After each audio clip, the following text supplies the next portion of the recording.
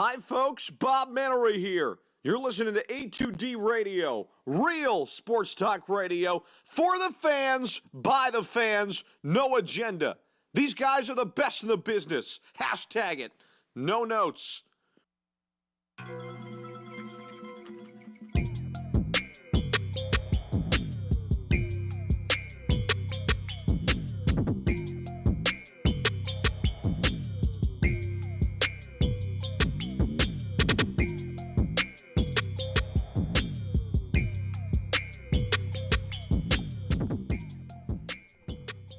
Gentlemen, we are coming in on about 24 hours away from kickoff tomorrow in what is the biggest game, obviously, of the year. 16 weeks before this don't matter. None of it matters. You win, and you're in. And we got a lot to talk about. This is Birds of a Feather, only on A2D Radio. We are live from the Real Talk Studios, usually on Tuesday nights, but a little change the next two Saturdays. These boys will be coming to you. And we are brought to you by our doc, Make 'em Yours. Dr. Paul Vidal, Specialized Physical Therapy, LLC, Burlington, Cherry Hill, Princeton locations. Tom Arnone, Peter Evans, Charles Moranin, Kevin Godwin. We knew it was going to happen because we just talked about it. And you said, everybody, you know. Say it on purpose. Yeah, you did it. Yeah, I'll go with that. I said it on purpose. Ton to talk about. Playoff seeding predictions throughout the entire NFL. Eagles-Giants preview. Eagles-Cowboys, go back, recap that game as well. And the main topic at hand, which ties into the poll question, Miles Sanders, Offensive Rookie of the Year. To the poll, Miles Sanders should win Offensive Rookie of the Year. Do you agree or disagree with that statement? Let us know. Facebook, Twitter, Instagram, and YouTube. A2D Radio is where you can find us. Obviously, SoundCloud, Spreaker, Google Play, iTunes, Stitcher, Apple Podcasts, Spotify, everywhere, SoundCloud, everywhere. We're everywhere. Can't run and hide from us anymore. Everywhere. We kicked in all doors. So to the poll, and let us know, family. Whoever wants to get it started, Miles Sanders should win Offensive Rookie of the Year. Well, do you agree or Let's disagree? start with this guy because the new addition. Yes. Ladies and gentlemen, Pete Evans, new addition to Birds of a Feather. Yes. Good to have you on, brother. It's good to be here. It's good to be here. It's good to be here. So go ahead. So, yes, and I do have a personal story. If I played Miles Sanders in my fantasy lineup last week, instead of Joe Mixon, I would have won back-to-back chips. So it's only right that my sacrifice, personally, led to a team, the fam success, because we won. And I will say this. If he has another game, because it's going to be raining tomorrow, so we're going into the game thinking it's going to be a run-heavy game. If we get another 120-plus yard performance, all scrimmage, one or more touchdowns, he definitely has a case against Josh Jacobs. I mean, Kyler Murray, 22 touchdowns. I mean, he didn't have that good of a year. Well, not according to his agent. Right. His agent came out today, spectacular year. Well, I mean, for given Something what like it's that. worth, it's not bad. I mean, but Josh Jacobs sitting there at 1,150 yards rushing. If he plays tomorrow, he can get kind of close to 1,200, maybe 1,250. Just gives you a little more consistency. But just like with Miles Sanders, just like the Eagles team this year, really kicked it on late these last 3 or 4 weeks, and we've seen the maturation of him as the year went on. Me and Chuck talked about he likes to bounce it outside. You saw him doing that in the first 5 or 6 weeks of the season. Now you see him hitting the whole that run where I'm glad he did slide. I mean, because I had him in my fantasy lineup. Oh, absolutely. But if he didn't, some fantasy owners said that cost me my championship, whatever. Oh, screw that. But if you look at that run, he ran along the offensive line, then cut it, and then was gone. And if you look at him now in his post-game interviews, he doesn't even look tired. He doesn't look winded. He's not hitting that rookie wall, and I think that was contributed to by Jordan Howard being so. So just how things have played out, he's fresh. So if he has, I'm saying agree based on pending if he has another performance. Yeah, and you talk about the freshness, we talk about it all the time. Right. I need my running backs doing their best, and you want to run the football the best in November and December. So if I can go, when people were talking about 20 touches early in the year for him, I said, no, you don't want it around there. I can start revving up them touches as the season gets deeper too, especially when I have a backfield like they do or they did early on in the year, where you thought that you had 3 guys that could contribute, and you didn't need one guy to carry the load. Yeah.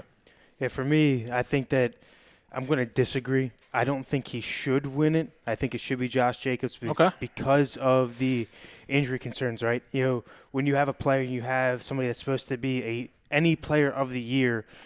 To me, part of the thing that has to go into is availability. Is were you there when your team needed you to? I think the Raiders would be solidly in the playoffs if they had that offense through the tougher stretch of the weeks. So should he win it? No. Will he win it? Yes. Because when it comes down to it, he's coming on hot at the right time. Right. He's being a feature back now when people, when it comes to that voting period, and what can he actually do now without having, a Jay in there or Jordan Howard in there? When you say, oh well, what if he was in there all year as the number one back with no complimentary piece? People are going to live up to that hype and be all in on him versus the guy that's hey, what about me over here, Josh Jacobs? I've been out. I couldn't have the 1,500 yards that I could have had as a rookie. If I had been in there and if I was actually playing for something more than just maybe a 6th seed if I get in. So should he win it? No. Will he? Probably. That'd be dope. I'm going to. If I'm going to answer the question right now, I'm going to say disagree because I do think, as it stands, it should be Josh Jacobs. The guy's a stud and he's really, really good. And he's been consistently doing it for majority of the year. That being said, depending on what happens Sunday, because if, like you said, if Sanders has another great game statistically, rushing and receiving, and puts up more yards from scrimmage. And I keep hearing that Jacobs might not play still tomorrow. I know we talk about, what have you done throughout the whole year, and that's true. But then the whole year does also include the end of the year.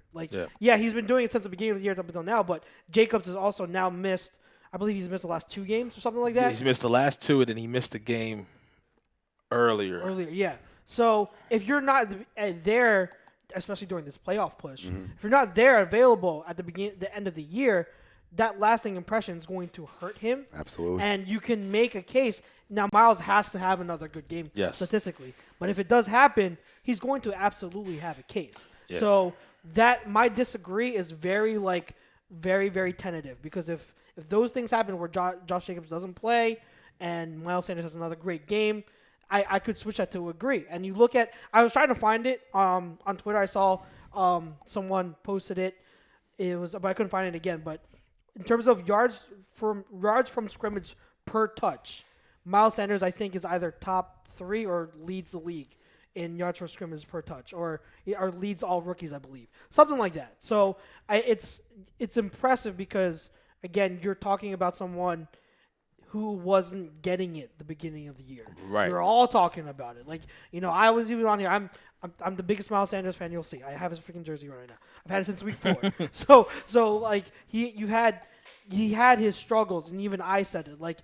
Even in a few games ago against the Redskins, he still has his moments where he's struggling with right reads and making the right decisions on certain things, but man, he's still coming along because what the big difference is, not only is he becoming a little bit more consistent with reads and it's not as bad. Two things. One, when he makes the bad reads are not nearly as bad as before. Mm-hmm. Before they were resulting in negative yardage and big mistakes. Now if he makes a bad read, it's resulting in more of a 1-yard gain instead of maybe a 5-yard gain. So the mistakes are minimal. They're minimal. They're being minimalized. But then 2, the big plays that he's making, he's doing them he's finishing runs outstandingly now. You can see it the way he plays. The one run against the Cowboys, he was taking it outside and he had a little skip step, faked outside and went cut up in the middle. He wasn't doing that before. He was hesitating. He wasn't confident in his skills. He wasn't just playing. Yeah, now he puts a foot in the dirt, gets upfield, and watching Jordan Howard obviously, and then the Deuce Daly impact. You're right. He's finishing his runs. He's lowering his shoulder. He's the one, creating contact, essentially. And you're right, because everything early on was try to bounce and get outside and we were yelling and screaming about it. Like, put your foot in the dirt. Yeah. You know, get upfield, and you're seeing that, and then you're seeing the patience and the explosion. Yeah. You know, but to the poll question, should Miles Sanders Miles Sanders will win Rookie of the Year? Yeah. You Offensive agree? Rookie of the Year. Offensive Rookie of the Year. Do you agree or disagree? I think if you would ask me last week, I would have probably been disagree, and I'm leaning more towards agree because I gotta put how you impacted your team into this as well now. You know, and when I look at where the Philadelphia Eagles would be on the offense side of the football Without him. I mean, shoot. I mean, I'm losing 760-something yards in rushing, and I'm losing 510 receiving yards right there. Yeah. You know, so I'm losing a ton of all-purpose yards from a guy. And if I didn't have him, where would I get that from with all the injuries? Yeah. You know, where would I be getting it from? So I have to factor that in. So I think if the Eagles win and get in and he has a good game, I think he wins it because now you talk about Kyler Murray, questionable for tomorrow. You know, we don't know if Jacobs is going to play. So now these two guys who might not finish the season. Yeah. You know, granted, both had good years. You know, Kyler Murray had a good year. Absolutely. I think he's going to be a good quarterback. You know, Jacobs is a stud. He's a pimp. Had a monster year. But, again, you know, you miss 3 games, 4 games in the season. I mean, I got to penalize you a little bit for durability, too. Absolutely. Especially down the stretch. In this factor. And when you're talking about a team that potentially could get in the playoffs tomorrow and you have a big part in that, you know, I know it's not a team award, but it's definitely what you've done for your team. Where would your team be without you? You know, the Raiders still wouldn't be in the playoffs. You know what I mean? The Arizona Cardinals right now still wouldn't be in the playoffs. Right. So, yes, are they impactful players to both of them organizations? Absolutely. But to me, this guy's had a bigger impact. Yeah. And you know, not just a bigger impact, but bigger impact and bigger moments. And now it can go twofold, though. If you look at Josh Jacobs, he has 1,150 rushing yards, and he's missed, 3 games? Mm-hmm. So you think about, like, if he played those 3 games, he may be leading the league in rushing. But like you said, availability, it has to be present. And now we're looking at this point in time where these voters are looking at it like, hey, this is the end of the season. It's the biggest games of the year. And we don't see Josh Jacobs. And we see this kid who at the beginning of the year, you can see his ascension to becoming the feature back. So and it's fresh in the mind, so you can see that. So, I mean, should he win? Once again, if he does what he does tomorrow, like we're all pretty much saying, he should win. Yeah. He should win. And a kid that you looked upon, you know, coming into the year as a project-ish. Yeah. Right? And especially when you put the ball in the turf early on in the year. Yes. Right? I mean, he hasn't fumbled since then. Yep. And there's been some factors that you've seen growth too. Not that you haven't seen from the other two, but you watch a guy get extremely better as the season's going on.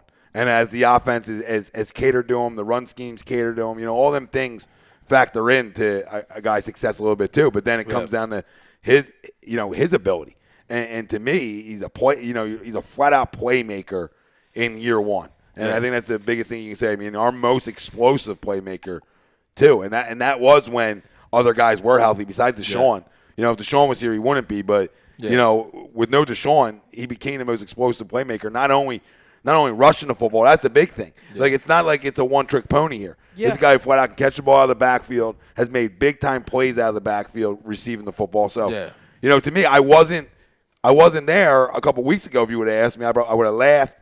You know, but as it's going on, he's gotten better. And you're watching the kid grow up in front of your eyes, too, getting better. And that's the bigger thing. We talk about coaching, and we give coaching a lot of shit in this city sometimes, but we're watching what great coaching does. Who's his position? No, I mean, Deuce Staley. Yeah. So, you know, you're watching great coaching, and to me, the contact he looks to enjoy now a little bit more than I thought earlier on. Right. To me, that has everything to do with Jordan Howard. Yeah. Because Jordan Howard finishes runs. And when you're around the guy and you're watching tape together and you're watching Jordan Howard finish, you're like, man, I can have so many more yards if I just create the contact and I finish. Yeah. You know, and I think that had a big part in his wanting contact more than I thought he did at the beginning of the year. Yeah. Right. The only thing for me that would start to lean to Kyler Murray's side of things is the company that he's putting up the numbers against. He's got to go play San Fran twice. He's got to play Seattle twice. He's got to play a team with the Rams who only has a secondary to where you've got to try to run the ball front. And then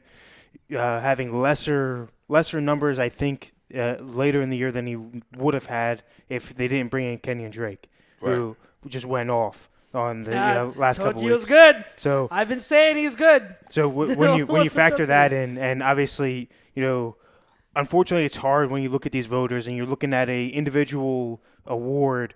Everyone always factors in team numbers. Like, look at their record. What are they doing? Right. But like you say, what they do, the 49ers kept it close in both games. You keep it close in probably, as far as a talent standpoint, one of the I would say outside of the Packers and Vikings, the second toughest division right now.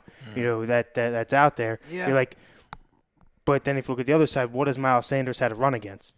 I mean, he's put up phenomenal numbers. I'm not taking anything away from him, but it's like if he had to face teams like Kyler Murray's putting up against, are we still having the same conversation? Right. No, that's good context. I think it's absolutely something to consider. I absolutely do consider that, and you have to always factor in what are they? Who are they doing against? Like you said, I think it's just at the end of the day, your impact and the timing, the situation, the circumstance is also what's going to be part of it. And you absolutely can't ignore one thing or another. You have to always take everything into consideration. You're absolutely right. I think just what people are going to remember, because when you come down to the voters, I mean, I know voters aren't always the smartest people to rely on when it comes to these awards. You don't say. So we take it with a grain of salt at the same time, but in our eyes, like when you're talking about a team that's pushing for a playoff, so it needed to win four straight games to win the division, and Sanders has been a huge part of pretty much all three of them so far, and then could be another one. I mean, that sticks into the voters' minds. You know what I mean? And Kyler Murray, actually, I don't want to, saying Sanders, should win if he has another great game. I don't think anyone here or anyone out there that's smart would say that's taking away from Jacobs or Murray, because they're both of them are studs. They're both of them are really good. And I'll tell you one thing why I'm why I lean, even though I agree with the poll, even why I lean a little bit to disagree, is name value. Right? It means so much, to this league and branding and what they love to do. And you're talking about a franchise quarterback, right, compared to your number one pick of the draft compared to a second round running back. Mm-hmm. Yeah. And who are they? Yeah. And they love having faces. Are they? Do I think he's had a better year than Kyler? I think it's close. I think it's close because Kyler has had a good year from what people expected too. Oh, a lot of naysayers. He's had a pretty good rookie year. Now his agent's out there crowning him. It's like never happened before. Like, dude, I think he's starting 18-10. Calm down. He's had a good year, but let's not act like no rookie quarterback's ever done this. Yeah. We watched Baker come on the scene last year. Yeah. We got his opportunity to flat out spin it, and then we saw year two. So you know what I mean? It's you got to let it play out a little bit. That's all. See, I'm on the other side of the thing because I think that, for lack of a better term, you get the Brady effect that comes into play. Who does Brady throw to? Usually nobody. Right. You got that one piece here or there. Who else does he have? This Sanders have to complement him? Nobody. There's no receivers to set up the run game right now. Nothing. You've got I almost feel like every time I put on the Eagles game, I'm watching the replacements. It's let's just go out here. We're a group of guys. This is the last time we're going to play. Because if I'm Ward, I don't know if I'm getting if I'm going to be back on the practice side. I'm not going to be back there. If I'm Miles Sanders, I don't know if they're going to bring another lead back. Right. I don't think he's done well enough for them to not go back to a committee. He's not that guy yet to say this is my focal point. He's not going to be a guy that they're not going to. He's not Saquon or he's not Zeke. He's not a guy that's going to be by himself. I disagree. Again, you would have said that 4 or 5 weeks ago. I would agree with you. Yes. But now I've watched the guy. Right. I've watched the guy change into that back. Yes. Well, can he be? Yes, but do you realistically want him to be? It's he can do enough to be that guy. I've always thought 16, 18 touches for him is good. Right. Out of both is perfect. Well, but to piggyback kind depends who the other guy is too. Right. To piggyback what kind of both of you said is we knew Josh Jacobs was a polished runner. Right. We knew what he was going to be. That's why in the first round, if he was there, we were yelling. We were yelling. We're okay with you taking him. Kyler, is a quarterback, was a first overall pick, and he won the Heisman. And he's this tall. Tall. I think when we look at those three, Sanders coming into it was a question mark. So when you have a question mark and you don't really know what expectations to have, and then they traded for Jordan Howard, who was already a feature back in his previous spot, and then you couple that with the growth that you've seen throughout the year and turning it on at this particular time, I'm ready right now to say Miles Sanders is my 3-down back. Just because his patience and his running style, I'll give you one better because you are a Patriots fan, and I want to address that. I respect the Patriots. I'm not a Patriots hater. I think Miles Sanders is on the verge of being a better James White. And he can run the ball better, and he's just as good with his hands and his route. James White's a receiver, then you agree with me then. Then you agree with me then because James White, he may be on the field for 3 downs, but he's a receiver for 2, running back for 1. He's never in one position. I'm gonna dive head first into this game because in today's NFL, that's what you want. I don't believe. I don't believe in a featured back. No, I just don't believe in it. I believe that my back's dead by December. When now I want to run the football, weather gets worse. I got to be able to run the football. Now I can't. Right. So, now my guys they got a little less burst. You're seeing that burst late on because earlier in the year, them touches were limited. Yeah. So it allows you to stay fresh through the year. Where Jordan Howard was getting banged up and because he loves the contact, whatever the case may be. Even if it's he's your first, second, at times third down backs at different times. Sure, of course, he can play all 3 downs. Nobody's questioning that one.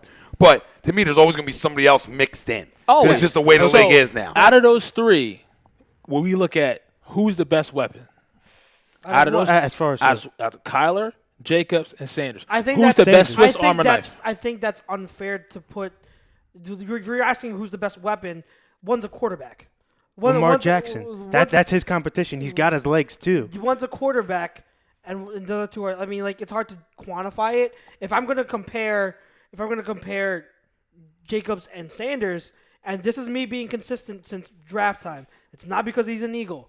I've always said Sanders has higher potential than Jacobs if Sanders can figure it out. Sanders is starting to figure it out. Mm-hmm. I always believed he's a better athlete than Jacobs. He's more of a. I mean, Jacobs can catch the ball, but in terms of being a receiver, he's a much better receiver already, and we've seen that. And he can return punts and kicks if needed. So to me, the better weapon is absolutely Sanders. I've always believed that since before Sanders was even drafted. So I'm going to stick to that. But to me, it's really hard for me to quantify. Yeah, because then I put Kyler Murray as the biggest weapon. Then you know what I mean? Because he's got the ball in his hand every play. Exactly. And he can run. I mean, I like Kyler. I do. And to me, he probably will win Rookie of the Year because he's number 1 pick of the draft. He's a quarterback. He's going to be their franchise guy. All them things factor into these voters. I know how they operate. Yeah. So to me, who I think deserves it, I think Miles does because he's done more. His team's has an opportunity to win the NFC East, or however you want to say about the division. Right. But they went on. If they win tomorrow, they're on a run now. Right. Yeah. We talk about 4 in a row is now a run. Right. Yeah. 3 in a row is good. You're smelling your stuff. They didn't win 3 in a row all year. And that was a big issue I had with them was the ups and downs.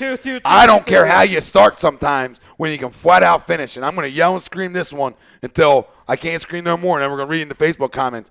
You tell me and you think about this for a minute. Because we all watch a lot of Philly sports and we all watch a lot of national sports in our time. Over a 3-year stretch, show me a more resilient group. Show me. Tell me who they are.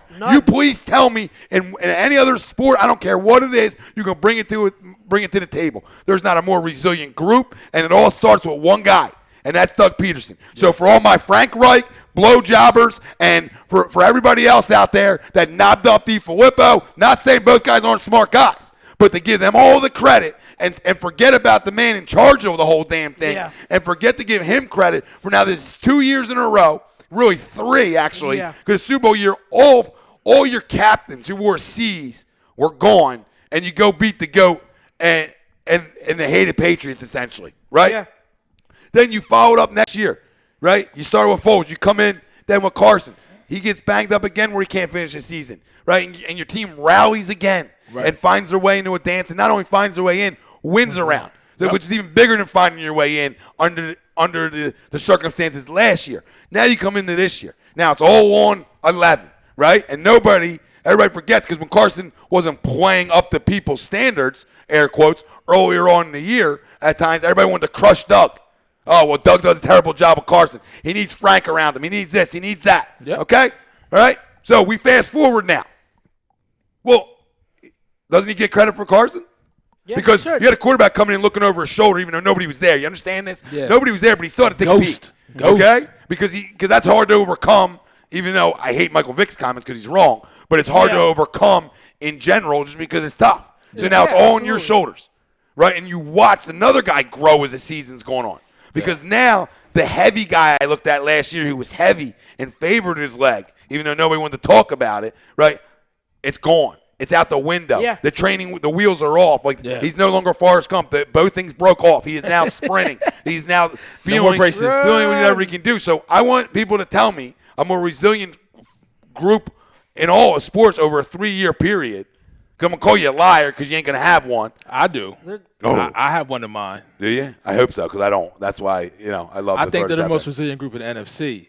But that crest right there, those every year Year out. in, 2 weeks ago. Yeah, but they that's not- only had 4 receivers. What resiliency? on Okay, the lineup. who do we have? All right, I'm gonna go back to. Let me. I'll dive into that. But first, the whole thing. Like, what bothers me is that people. I think that they see what guys like, and I'm probably one of in here. I'm one of the biggest Kyle Shanahan stands there you'll find. I've been preaching for this guy ever since he was an assistant coach.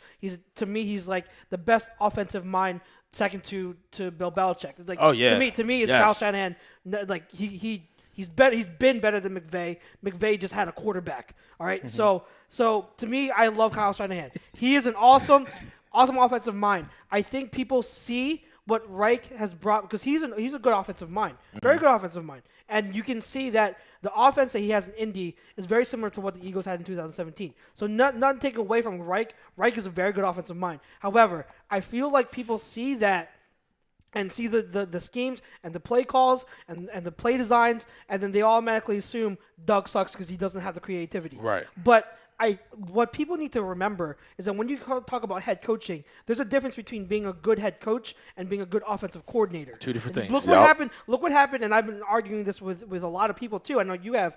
Jay Gruden in Redskins was a really good offensive coordinator with the Bengals. Not a great head That's coach. why when he went he got that job with the Redskins, but he's not a good head coach. But he's a good offensive coordinator. He's an offensive mind. You got to be able to lead men. Yeah, but you have to lead men, exactly. With Doug Peterson, you see how the players talk about him. You see how Wentz talks about him. You see how he, what you said, has been so resilient in getting the most out of this team when it matters most late in the season.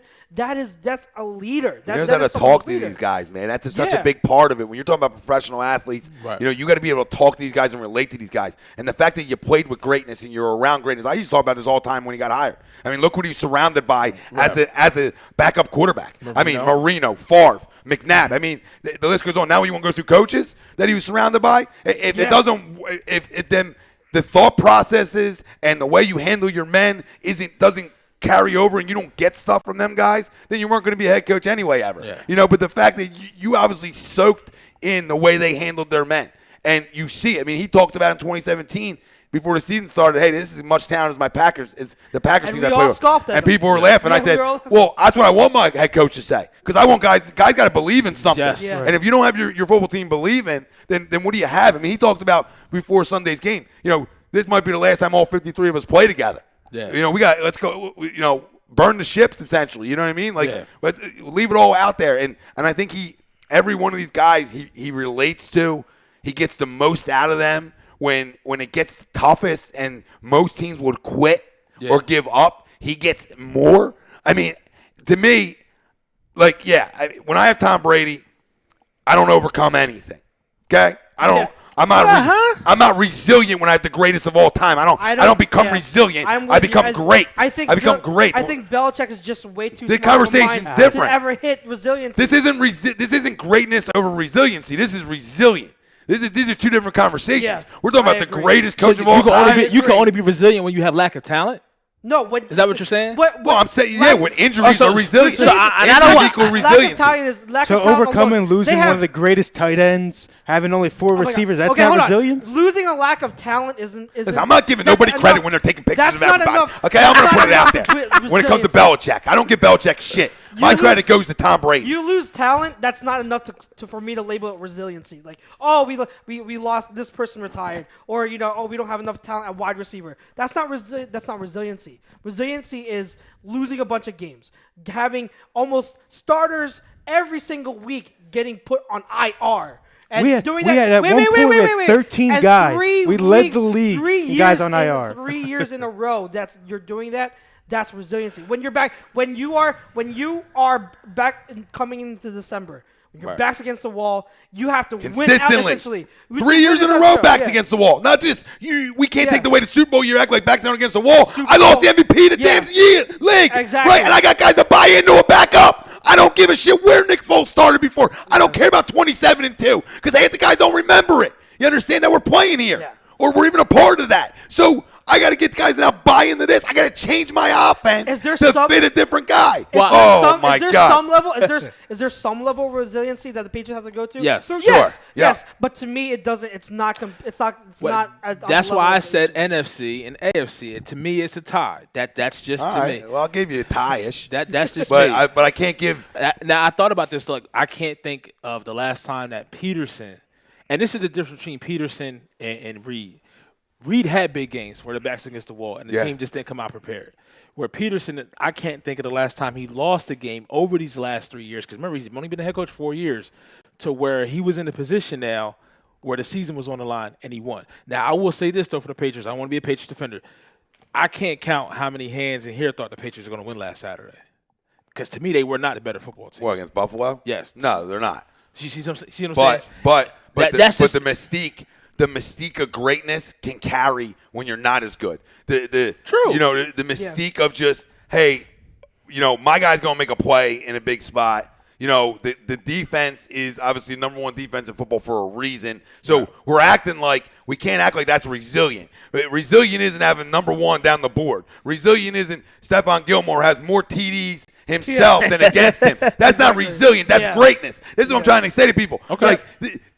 And people out there, that is greatness. I'm giving the Patriots more credit than anybody. It's a compliment. Yeah, they're great. Yeah. So I'm not comparing my resilient little one Super Bowl squad over here and making the playoffs 2 years and hopefully a third. Now, this all ties into tomorrow. So hence everything I'm saying. Now, I'm not. There ain't no fire and dog conversation. This is still a resilient group. But tomorrow just stamps it. Tomorrow just says, dude, give this guy a 5-year deal now. Yeah. Now, lock it up. Lock it up. See, my issue is that the Eagles right now in the past couple of years, it remind me a lot of 2000, 2004 Patriots span where, there was obviously a lot of great pieces there. You still had Brady, still had Belichick. You've got Wentz and you've got Peterson, right? You've got the guys that can be all-time greats. They've shown you time and time again where they can lead your team like Brady and Belichick have. But what you see as resilience in a team over 3 years has been the Patriot way for 20 years. That's what they've always done. So that's all you know to see what they've gone through is, Are you still on the resilient talk? Are you still on the resilient talk? You're talking about I got it. When you've done it over 20 years, that's still greatness. Okay, but resilient. But see, so that goes back to my point. When we look at resiliency as we're looking at it in this context, we're talking about lack of talent. No. How are we not? Lack of talent. It's more than just lack of talent. It's a combo. It's a bunch of things. It is a bunch of things. Are you saying resiliency is getting the players that aren't as good to play above their level for a longer period of time and to know when it's on the line that you go and get it? When your back's up against the wall, when you are not when circumstances are not ideal. Okay. And you are literally in a spot where almost no one believes in you, when you have doubters left and right. The Patriots, they have their Max Kellermans and those idiots who said, "Oh, the Patriots aren't in doubt." Just when everybody quits on you, right? Yeah, when everybody legit quits on you. Like the whole town, the whole national media. Your quarterback's not good enough. Your head coach isn't good enough. A, B, C, and D. Practice squad guys. Like, come on. We're talking about practice squad guys. We're literally, you thought it was a replacements the other day. So you're talking about guys that you never heard of before going out and making plays. I mean, if that's not resilient, like I can't put Brady in that conversation. To me, he's the greatest all time. Because he's great. Okay, so like guys are gonna like the Jordan effect, man. If I step on the field with you, I know that ball's going to be in a spot. I know you're going to make the shot. Right. Like that translates. That's why Jordan made guys around him better. Right. You know, and Scotty went from being a top 100 player of all time to a top 50. You understand? Like Scotty was great, but the jump because I played with the greatest of all time, right? And Belichick, I think having Belichick in there when he walks into the room, he's already the smartest. When he walks onto the field, he's the smartest guy on the field. if I said that in He's an always NBA going group, to that be- would have went. The one that went over. Oh, about the Pippen and Jordan? Yeah, like people No, would have came. You're Well, fine. LeBron nowadays guys would have hammered me over it and told me Pippen's top 50 without Jordan. I just Top 75. All right, so we're around. I wasn't Around too that far thing, off yeah. with it then. Yeah, top 75. I was feeling myself right there. I mean, Sometimes you get in a moment and you just let it go. well, to speak about making players better, I did hear something that the further we get from 17 and the Super Bowl, and the further we get from those players, and the further we get from Foles, and you see these. That's why I remember when I was on the Philly Sportscast when we had the show on Friday nights 4 weeks ago. I'm like, no, I don't want Jeffrey. I don't want Aguilar in because I want to see these guys because to them Carson is all they know. And to couple in what you said, these are practice squad players who are not sure they're going to get their spot again. And they see Carson, and you see the maturation of Carson as a leader now making these guys, these better. practice squad guys better around him. And we've seen everybody else take that next step. And that does go back to the coach, you know, at the same time. I mean, they even got Mike Groh looking at, like, Ian Rappaport coming out saying this bitch is a head coach candidate. Yeah. What the hell is that? Look at I saw this tweet and this was going viral a little bit because this was tweeted on by a guy named Prince Blue or Real Prince Blue on Twitter, and he posted this November 21st. So this is before everything happened.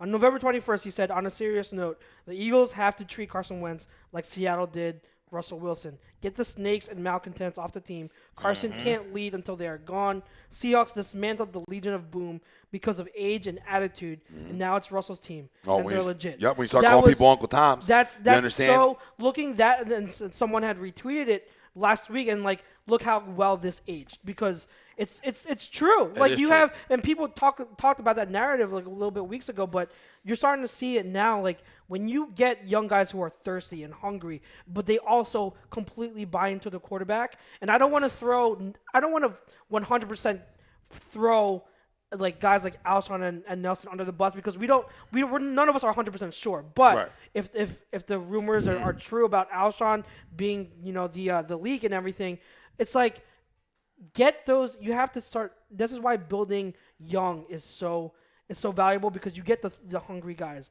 who still have something to prove. Right. And they want to believe in that quarterback. Now, whereas you had the veterans who are older than Carson, they were like the leaders, the core.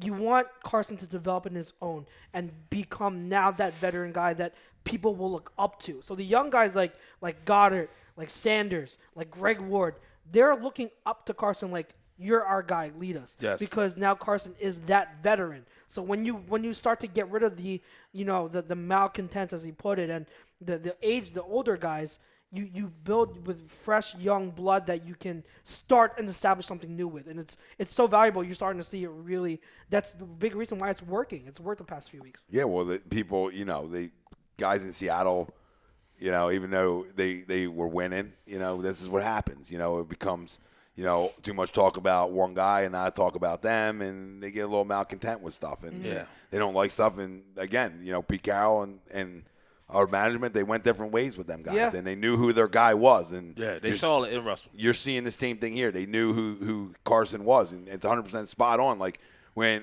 there's smoke, there's fire. So when you talk about last offseason and the stuff that came out and the terrible report that's put out, and where's that coming from? And then you go into Justina Anderson this year, where it's like there's no way she's talking to anybody that ain't making a ton of money this year. You understand that? Oh, Nobody on a football team that's not got a big-time paycheck in their pocket has the balls to come out and say some of the things that they're saying. Because nobody. What does that mean? When you come out and speak that tone and you come that aggressive, you're securing your spot. You're not afraid at that point. You're not afraid. Like, I'm paid. I got money. That's why at one point I thought maybe it was coming from the defense side of football, and I started looking, on guys like guys Malcolm. over there. Yeah. But then I'm like, you know what? This is an Alshon Nelson situation because you talk about two guys that were like great friends in 2017 when you talk about Carson and Nelson. Yeah.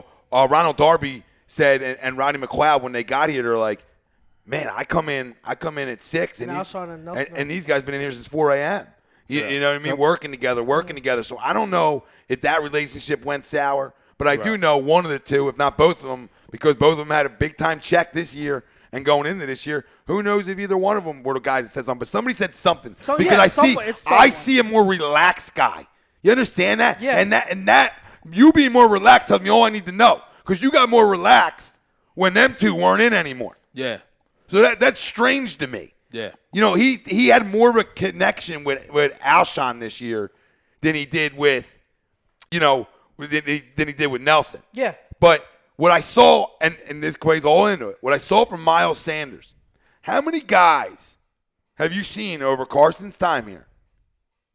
First ones after a big play, coming up in his post-gamer, dropping in, smiling, the way he talks about them. Oh, yeah. So it ties into everything we're saying where the young players are now like, this guy's a superstar. Yeah. This is my guy. And it all ties into these younger, hungrier guys. Even though Miles is a second-round pick, it doesn't matter. But all he knows is what he's done while playing with him. That's all he knows. You don't know what happened in 2018 if he was a little smug. He just knows this guy's my leader. Now, you name a great that's not smug, and I'll wait for that. But you know what I mean? At times. So I always thought that report was bullshit because my greats don't got to be kissing asses all day and kissing babies, right? Yeah. I mean, they need to be they need to be a little tough and rough around the edges at times. But whatever the case may be, we are in a gigantic game tomorrow. Oh, and, won a gigantic game on Sunday, hit a team in the mouth, like the Mike Tyson old adage saying, it's all real till you get hit in the mouth. They got hit in the mouth, and what happened? I mean, 10-0, and then would we like to put up more points? Would we like Doug to call a better play on 3rd and 1 and definitely on 4th and 1? Would you like Jake to at least one field goal, please? Yeah, miss one field goal. Would I like Jake not to even have to attempt a 55-yard field goal? Yeah, Doug, I wouldn't. That was a kick doomed. You know what I mean? And it looks like something happened to the ball because Jake was like after the ball or something when he came off. He missed the second one. But, I mean, just keep that momentum rolling. I mean, I'm not really sure how much if you want to get into the recap of that game and what we saw. A little bit. Yeah, we talked a little bit about it because we haven't talked about it. We haven't been on the air for weeks. Yeah. So, I mean, against the Cowboys, I just think that it was part of it absolutely was because, the Cowboys were biting themselves on the foot.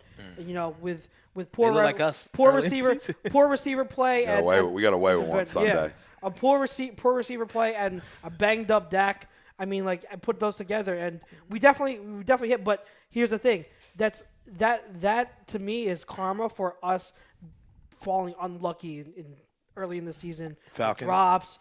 With injuries coming here. I just want to say something. To me, it's just like hate me. It's like what. It's like I'm not gonna complain. No, I'm not complaining. I'm just saying if anybody watched that game and thought Dak Prescott's arm was the same, y'all didn't watch him enough. That's all I'm saying. Oh yeah, that's what I'm saying. He's absolutely hurt. The timing was off on out throws where guys are expecting the ball in their chest and they're waiting that extra second. Right? We talk about because Alshon used to talk about it when Carson he's like, man, I had to go to the jugs again. I had to ramp it up because it comes out quicker than Nick. Yeah. I had to ramp it back up. Listen, we got lucky, okay? Defensively. Offensively, I thought we put a great game essentially for what we had. Except for 3 drives. Yeah. And mixed field goals, and you talk about Miles scored at the end and 2 field goals or 1 or 2.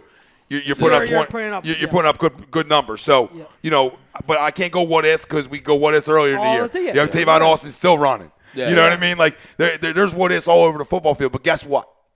Bigger than all of it, you had a football team, one that was ready to come play football and another that wasn't. Exactly. And that's the difference maker, okay? Were we perfect defensively? Hell no. Am I worried as shit tomorrow defensively? Hell yes. Because our splits are big time. It's the worst than football. 16.5 at home and 29 points on the road. Oh, it's disgusting. Over-under could be 80.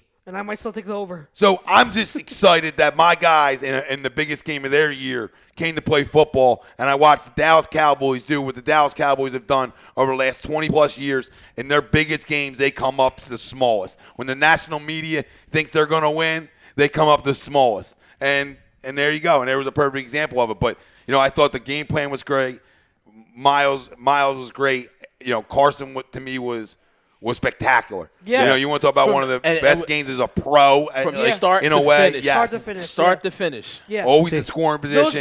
Those drives that didn't end in points, they're not on him. Yeah. Those weren't his fault. So No. people will look at the box score scouts are going to look at the 17-9 and be like, Carson didn't have a great game. No, actually watch the game. Those were not his faults. Those are again, you said missed kicks, bad play calling, third and one, the fourth and one. Yeah, that's what I said about Doug. You guys we can yell and scream about bad play calls all we want. Don't miss, like you said, don't mix it up and say I want him fired now. You know what I mean? Bad play calls go all around the league. You watch Patriots games, you can yell enough. There's bad play calls. By Bill Belichick, right? yeah, It's about the greatest of all time, bad play Belichick will calls. have Or bad Brady audibling into a bad one. You know what I mean? It happens. So that ties it right back in. I think that for the Eagles, this is the perfect storm for them. You win a game that you have to win, and regardless, I don't care. Being a Patriots fan, yes, I've seen games where we've gone on runs to the first half of the season. We didn't lose a game where we didn't win a game by less than 25 points. We were averaging 35 points a game. Then we go into the Bills and we win 16-10. And everyone's like, oh, Brady should retire. He's old. He's washed up, only putting up 16 points. I was like, I don't care. There's a W on the scoreboard, right? That's all I need. You go in and the Eagles come in. They play Dallas and you put up points. They're like, oh, well, there could have been more points. I was like, but did it matter? What was the result in the end of the day? Your team gelled. You got you're nobody stepping up. Just like they should be. They're playing football. I don't care. To me, I don't care if you're an Odell, a Julio Jones, or a Greg Ward. You're in the league to play ball. Did you come? Did you catch the ball? Yes. Absolutely. I was like, if you're on the field, yeah. you're doing your job. I was like, why do you think the Patriots are so good at what they do? It's because they said it last night if you watched NFL 100 is I don't care if you're a first-round pick, a sixth-round pick, you go undrafted. Whoever's playing the best is going to play. In practice that week. The Patriots, they had a play call when Bledsoe came back. Brady had lost the game. They didn't lose the next 9 after deciding to go with Brady because they had a pick. It's like, well, do we split it half and half and see what they do? Well, it's unfair. Miles Sanders is coming in. They can bring another running back in, but you're going to play the hot hand. Well, what did Doug say in his presser? Miles is our number one guy. Yep. So you talk about earning jobs, earning respect, earning that. Bill Middlebrook says, I've been saying it all year. Alshon Nelson didn't respect Wentz when we're talking about respect and tying back into that. And to your point, you saw a bunch of guys on Sunday, regardless of who they were, hungry to make plays, hungry and excited to be on the football field. And that's from Boston Scott and Greg Ward. I mean, we talk about these practice squad guys. They're the practice squad guys that have made an impact. Yeah. You know what I mean? And you saw JJ make a big catch on the first drive. Two. But catches, one was like the Detroit catch where it was I go up and make a play. Yeah. And you saw that. The first play of the game. And that brings some excitement. And you just saw balls on time and the trust in guys that you shouldn't even be trusting. It's funny to me, but, if you ever play quarterback at all in your life, and I don't have a big track record of playing quarterback outside of backyards and and playing as a freshman and sophomore, in high school. But, like if you have a guy always in your ear, like I always used to talk about, like that affects you when it's a timing situation. Right, because then you feel like, and I feel like this is some of Baker's stuff this year that he's going through. When you have such big personalities on the outside, and you're still trying to feel your way through stuff, right? Then you feel like you're now staring down guys too long, and doing some of the things that you don't want to do. Force feeding. When you just want to progression it, right? They always talk about go through your progression, boom, boom, boom, boom, boom, right? Whoever's open gets the ball. Imagine if you had that situation. Imagine if you have Landry, you've got Odell, you've got Hunt, you've got all these guys on your team, and you have one bad game. You're like, oh, sorry, we're out. Like we're not scoring enough. We're not winning enough. We have all this talent. We should win. Versus a team where these guys might be bagging groceries in 2 weeks. So I was like, you don't know where they're going to be. They're like, I'm here to play. I was like, it's Sunday. I'm wearing green. This is my job right now. Yeah. Is I'm not worried about next year where I'm going to go to. I'm playing right now because that's all you're guaranteed. You don't know, when that contract's coming or whatever. You're worried about putting up points and getting back to where you should go. And both guys have made an imprint on me that they deserve roster spots here next year. Right. When we talk about Ward and Scott. Absolutely. Yeah. But do you guys want to give your predictions before the break? We got about 10 minutes. If you want, we can give before Tomorrow? the game. Yeah. Yeah, we can give. Go ahead. I think we pull out a close one. What scares me the most is Saquon is 100%. Yeah, he's healthy. And it's going to be raining. Makes it slippery. And this bitch can run through arm tackles when it's perfect weather outside. So when it gets a little wet and you got Saquon, and guess what? He's probably going this is a cat that's self-motivated. Like, you have some guys that may want to shut it down at this point in the year. And guess who he has across the sideline from him? He has his understudy there. Direct understudy. And he wants to show them, like, listen. And they're fighting for a head coach's job. Yeah. Mm-hmm. And they're both number 26, right? Yeah. Just saying. That's what makes their rivalry Let's so just good. hope the Eagles, they come out 10-0 and force the Giants to have to throw the ball. And Daniel Jones is like the white James Winston. He likes getting the ball to the other team. He'll throw some turnovers, which we don't do a great job of creating. And if you run up to him nicely and you say, "Can I have the ball?" Ask Jamal Adams. He may give it to you. He may just hand it off, and you just run the other way. He's a nice guy. So, I just, like we said, the defense is splits, man. At home, they're giving up 16.5 or 16.7 points under 17. On the road, they're giving up 29 points a game on the defense and 115 more yards a game. The defense shows up as best as it can. I mean, the Giants' secondary that's really the replacements. Like, they got college kids out there. I mean, they're so banged up in the secondary. But we need to win. I mean, I have faith in my team that we'll win the game. I can't give you a score. I don't do that. But I'm not sure anybody else. I think go ahead. No, you go first. No, I don't think it's close. I think that this is a game that obviously you absolutely have to win. Yes. It's against a team that's the Giants, don't get me wrong, they're going to come out strong because, division rivalry, they've got nothing to play for. I mean, obviously you see what happens when you play teams that got nothing to lose when you play Miami. Right. But this is a different team having gelled so well last week and beating, obviously, a better team in Dallas. You got a 31-17 game. It's not close. 31-17. For my blood pressure and my heart's sake, I hope you're right. I hope you're right. I don't feel like being stressed out. Oh, well, this will stress you out. You want to hear this comment by Ken Moskowitz? Game-winning field goal by Jake Elliott in field goal range, mind you, to rub it in the Giants fan faces in MetLife. So that's how he would have it ending. Oh, a God, game-winning field goal, and no. that would really get our blood in the pressure. rain, nice and windy. Chucks, what do you I'm got? gonna go. I agree with a lot of what you said. I think it's just to me it's gonna be a shootout. I just think it's gonna be a shootout with the Giants. I'm gonna go 38-31. 38-31. I think that the Giants make a push to end the game in the last drive, but I think they fall short. 38-31. Oh, man. Last week I didn't have a great feel for it. With no Zach Ertz, I'm right there on my field not being as good as I felt. Probably if you would have asked me Sunday night after the game how I felt, man, the one bad throw from Wentz cost us our feature. Yeah. What if our feature? I mean, you're talking about Yeah. you're talking about an offense that it scored 40-plus points last week. We talk about the New York Giants. The league I know, they're not coming back and dropping 40 again. It's just not this league, man. It's not. It's going to humble you quick, okay? And I think Danny Dimes, that they like to call him, is going to get humbled tomorrow a little bit because this is not the Washington Redskins defense. And with all due respect, the Redskins have, to me, a tough defense, but this is not the Washington Redskins defense. Yeah. And when I look at big money players, I'm going to yell it. Malcolm Jenkins, Rodney McLeod, Fletcher Cox. It's not a coincidence when them three guys had their best games, this football team has their best games, okay? Last week doesn't matter anymore. Yeah. And I hope these veterans are putting it in their own heads and everybody else's heads. That it's only what's in front of us. Fletcher Cox dominated last week. He dominated.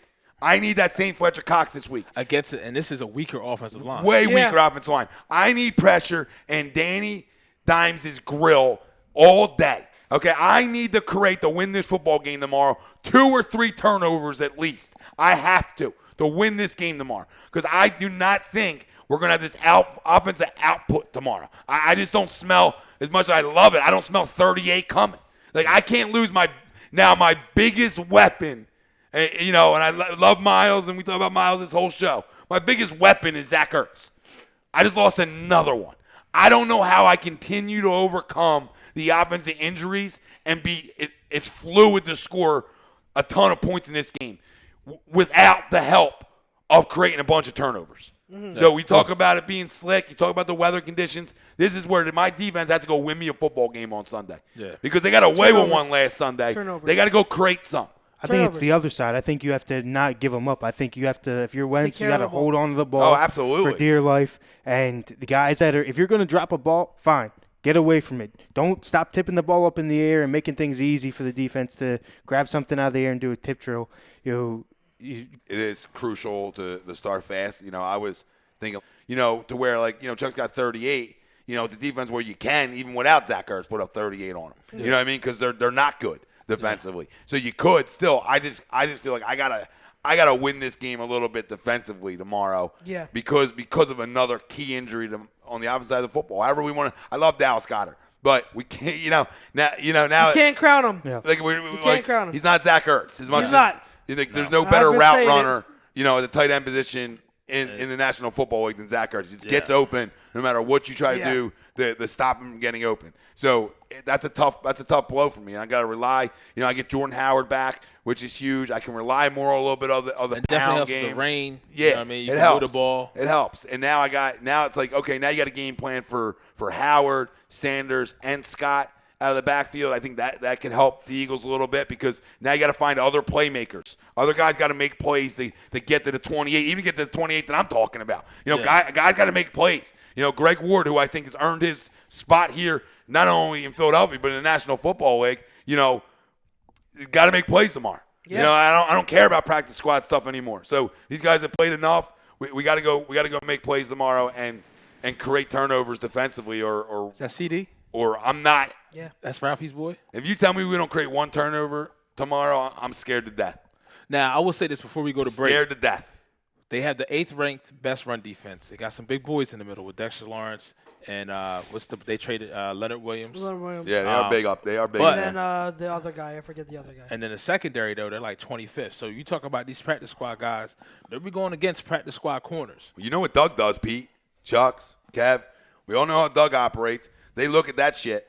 Yeah, they want to attack. People will be like, "Well, why don't we run the ball enough?" Well, because you're going against the 6th bench rush defense, not the Giants, in the 28th pass defense. So you're going to try to exploit their weakness. Now, this time of year, I always feel like Doug's a lot more dedicated to the run. So I do feel like we're gonna test it early.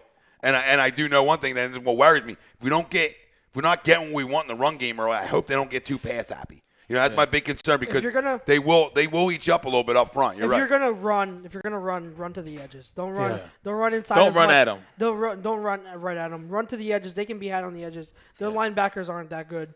And again, if you're getting to the edges, you're attacking the secondary. So we won our backs against our secondary. You got to set up a nice screen game. Everything outside. Get everything already in motion. Get that speed build up.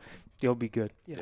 The whole thing is get to the second round of playoffs and come back on the other side. I'll tell you why. Drexel Davis, get turnovers, keep an eye on the trick plays. And then Ken wants to know if anybody from ATD is gang is coming tomorrow. Love to meet y'all. Working. So I guess he's working up there. Or he's working there. Or I don't know. Yeah, maybe he works up there. I guess Ken does. Nick Stratchards. They definitely didn't say that last name right. No way Sanders gets Offensive Rookie of the Year. Eileen wanted to know your Patriots score prediction, but she's out of there, so go comment to her. Yeah. Let her know on Facebook what you had. And before we hit break, is there anybody else I'm missing? Jamie Simmer had a great comment for us earlier. Best talk show on earth, guys. Keep up the awesome work. Appreciate it. Thank you. We found Thank her you, Jimmy. McCoy and Sproles, baby. So, it's a great comment. So, on the other side, I'm not going to be here because I'm going to do a show tomorrow, and there's no point for me to stick around any longer. Oh, We're good. thank you. It was just a stop by. Yeah. It was a stop in. Just wanted to hang with you guys for a little bit. Okay. And I either know I come on the show and hang with you, or we talk for an hour and the show goes off an hour later. So it's one of the two. Yeah. Yeah, we'll be good. And I haven't done that Thank many you. either. So I gotta get comfortable again in a brand new environment. Dude, it looks You know what good. I mean? It looks good. The new home looks good. It's nice. It looks good. It's nice that we don't have Spacious. to be like I have so many rooms for activities. rubbing our hands together and it's so cold in here. Like it's The heater. glorious. Where's the heater? Yeah. Yeah, God. this is good. This is definitely an upgrade. We got a lot of stuff coming, man. We got a little hoop coming. We got a little putting green. We got a little putting, and we're gonna get some old school air hockey. There you go. Maybe a golf show, bro. Though. Oh, We'll see about that. I think he was doing a golf show back in the day with Noah for like a minute. They were doing a golf show way back in the day. They definitely were. Jonathan Palmer, go Birds. Bill Birds. Middlebrook need a whole lot of screenplays, and they've done a hell of a job with that. Hell of a job with that, Billy. And they've been complex. Yup, and they've been Hell different. I love it. I love their screen game when it's working. Jonathan Palmer, I love the crumb of the day. Thanks, John. Won't stop them because it's so easy. Just getting a couple Facebook groups. So easy to find crumbs. It really is. So the boys on the other side, they'll continue to talk Eagles, Giants. What else do we have up here? Playoff predictions. Playoff seeding. predictions, seeding. Seeding So predictions, they got yeah. all that for you on the other side. Woo, Tomorrow NFL. morning. Tomorrow's gonna be so much fun. If you want more crumb in the days and you want to listen to Wilson talk, tomorrow morning, 10:30. A little pregame before the pregame. Pregame before So, pregame. you want to get off before 1. You can't do it at 1. You know what I mean? Yeah. Like, you can't go 1 You to can't 3. go one when Yeah. man, people are still probably doing some DFS and People are degenerates, We you bet. know, when it comes to the NFL. So, yeah, you can't compete with it. Yeah. And if you try to, you just think, I don't know who the hell you think you are. But it's been fun, thank you, baby. Big Daddy, gentlemen. nice to have you on again. Got the 10-9-8 on for the night, baby. Big one against Miami. win tonight. They were my crumb of the day today. They'll win tonight. They were. It's just like them to lose last night And win the night. and It win tonight. figures, right? But I just want them to know, in case they missed it. Kawhi don't make 27 bounces in the Wells Fargo, okay? In case you missed last year. So, Joe, I love your comments about, hey, when postseason gets here, you'll see. And I was like, ooh, I got a hard on because you beat the Bucks. You had a great comment, and I loved it. And when my team needs me, I'm going to be here. Well, I'm tired of losing in Orlando to the Magic. Yeah. Because I got burned on that. I took a 2-hour drive last year down there on Jimmy's debut when we were up 20 in Orlando. And then they couldn't miss a shot. I mean, literally they were shooting from Disney and guys were burying. It was that bad. They've got the And they Disney lost. magic And it's just against been us like for some reason. they can't win down there. It's crazy. And right now, you don't want to see them in the playoffs. You know what I mean? I don't want to see Orlando. But big one for the Sixers tonight. 10-9-8. Let's go. Birds of a feather. See you on the other side.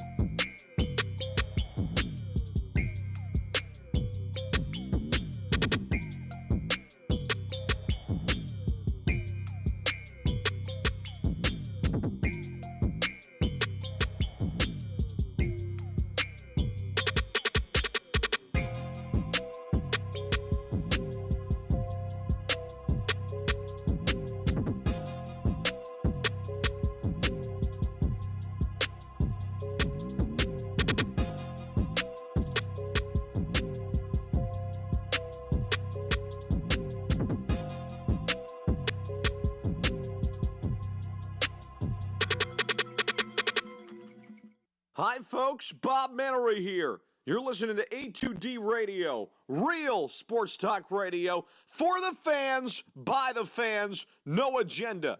These guys are the best in the business. Hashtag it. No notes.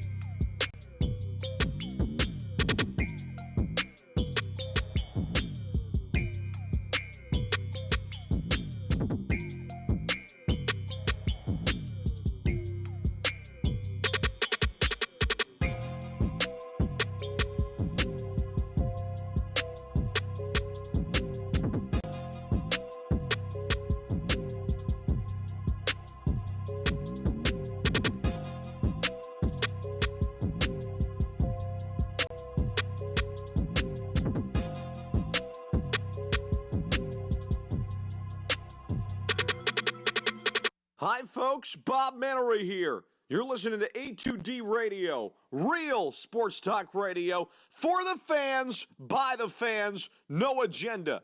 These guys are the best in the business. Hashtag it. No notes.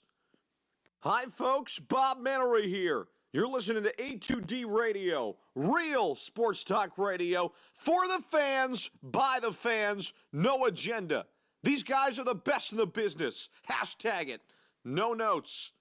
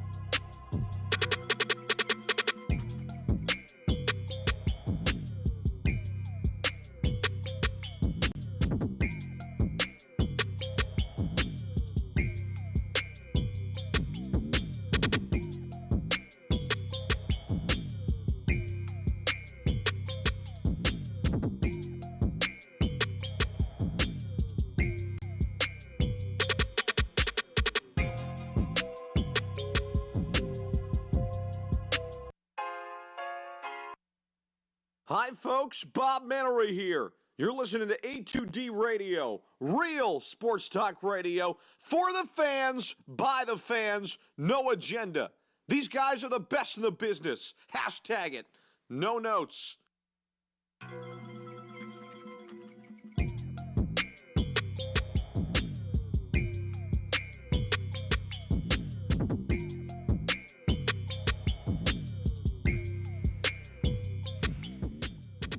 Yo, guys, we are back. Birds of a Feather on A2D Radio, live from the new Real Talk Studios.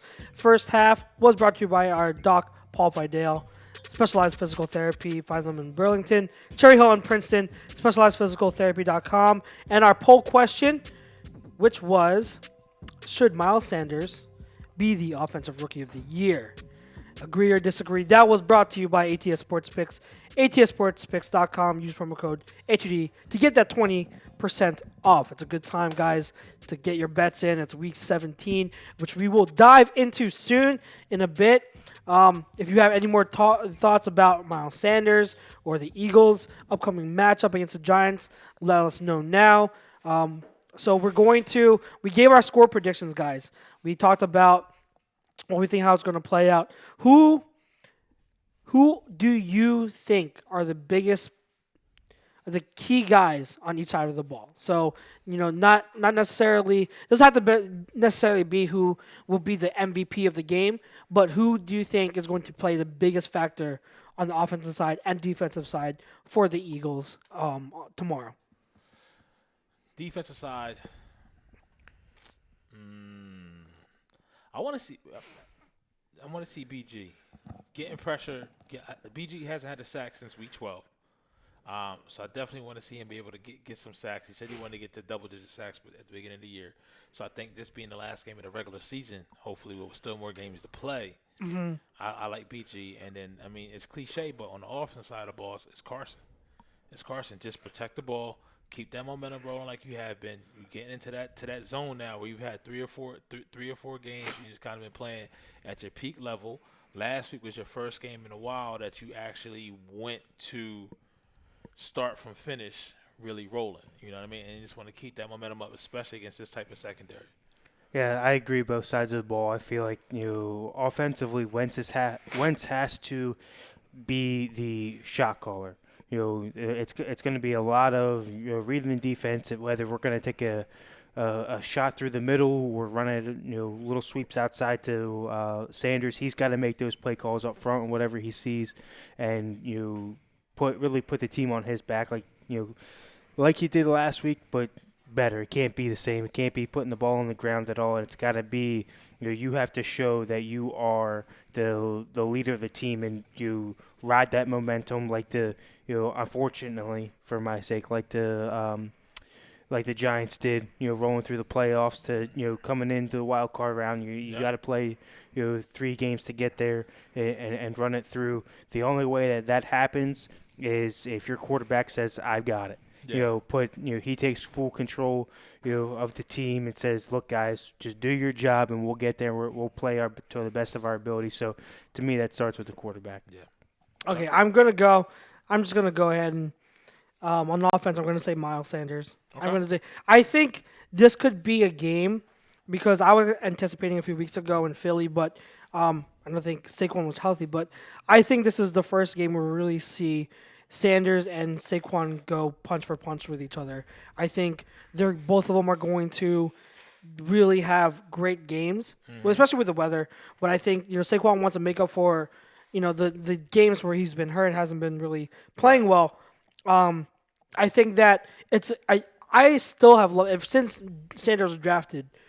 I loved the dynamic of this upcoming rivalry between the two. Like, it's a friendly rivalry. It's a brotherhood kind of rivalry where, they love each other like brothers. But Saquon is the superstar that was the superstar in college and Penn State. And he's the guy who's carrying his team, as like the only like legit guy, the legit superstar on the offensive side of the ball. So he's going to do everything he can. But then with Sanders, he's the guy that has something to prove. He's on the winning team, but he wants to show that just because he was second fiddle to Saquon, that he's a superstar in his own right, and he was a number 1 recruit coming out of high school for a reason, you know, and. So he's always going to have something to prove whenever facing Saquon, and now with them in the same division, it's like perfect. You know what I mean? So I think this is the first game where we see them really go like back and forth with each other. I think they put on an absolute show. I mean, it's going to not be good for my heart. I'm going to be so frustrated and like antsy. Right. It's going to be a hell of a time. But I think that Sanders has to. I don't want to say match, but kind of like he's got to make plays for this offense because I think Saquon's going to do that for the Giants, for Giants' offense. Yes. And then on the defensive side of the ball, I'm going to be a little bit unconventional, and I'm going to actually say, I'm one of the linebackers. I'm going to obviously Nigel Bradham, because I just talked about Saquon. I think Nigel Bradham is going to be key in helping stop him, but then also I'm going to kind of split it and say the rook, TJ Edwards.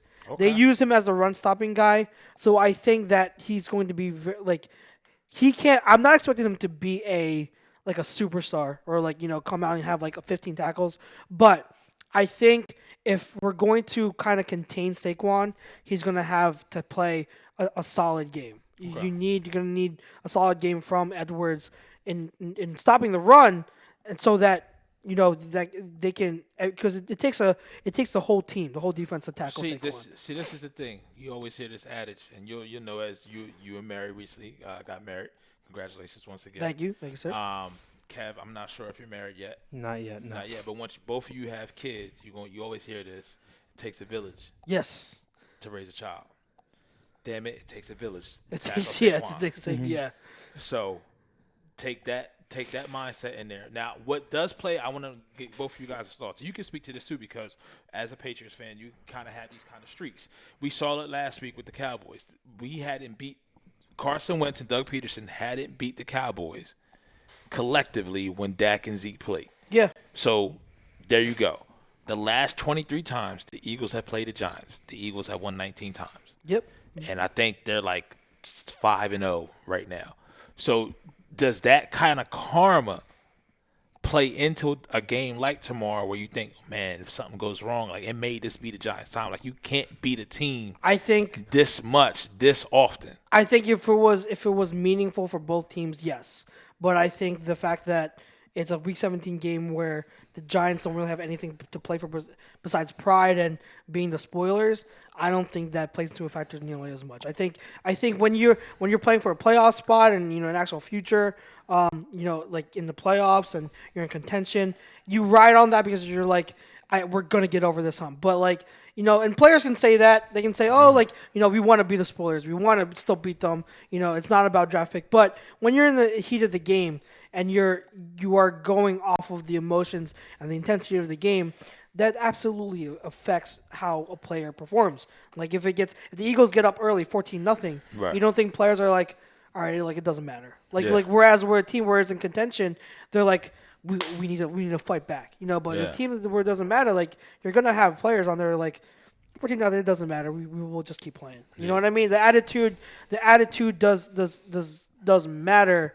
And when you add that narrative in. You?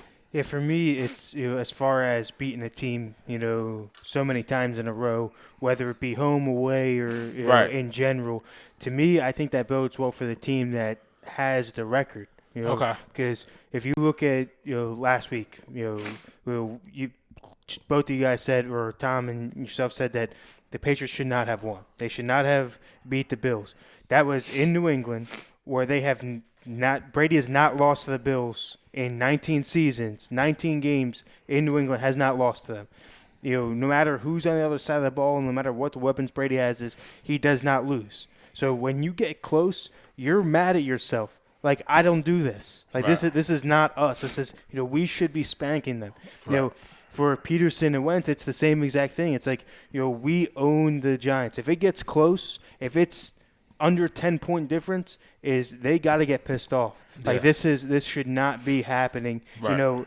Even in a close window, it shouldn't be happening. So you're gonna get I think they've got to win the coin flip. Mm-hmm. They got to come out, take the ball first, and go up and score. Right. As soon as you do that, to me, game's already over. Yeah. It's one time up, one score on them, and they have to pass. They have to match. They have to score, or else it's game over. You already got it. Yeah. It might not be a huge difference. I think it is personally, but it may flip the other way where it doesn't turn out that way. But you're already pushing them. They're back against the wall. Once you're down one score in your home field, they've already scored once on you and come back and can stop you. You've already got the game won. Cool. So before break, we had TA sitting in this seat. Magnum TA, as I like to call him. Now, so just because you don't see four of us here, there is somebody here that does have a headset on and took his place, and I want to give him the opportunity to speak. Big guy, Ralphie. Give him a. We got Ralphie, aka what's going on, big boy? AKA White Laker, Del Vecchio. What up, fellas? So I want to give him a chance to give his score prediction and anything else he wants to chime in. If you want to talk about the Eagles-Dallas recap, how it made you feel, give a quick Eagles-Giants review.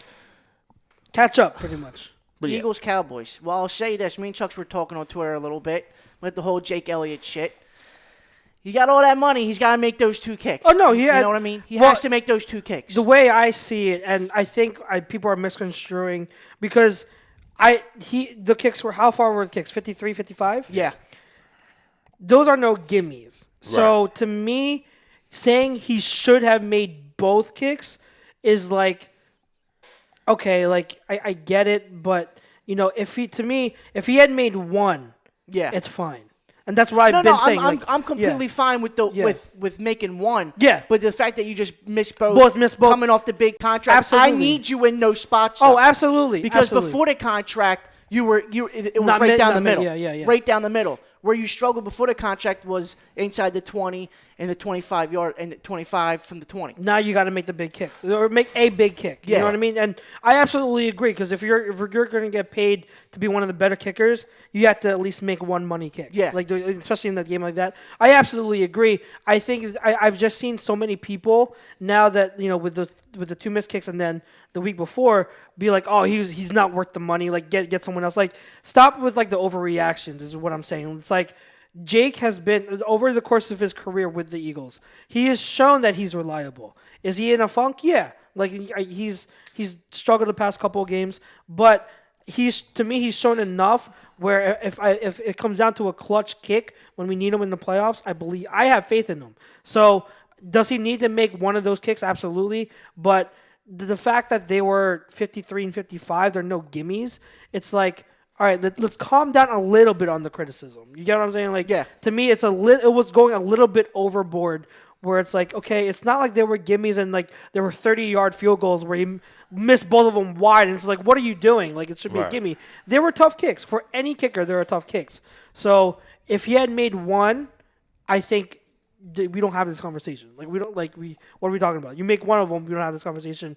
The fact that he missed both was a killer. Yeah. Absolute killer. So he has to be better. And it almost came back and bit us in the ass later on in the game. Yeah, exactly. If it wasn't for Sidney Jones, boy.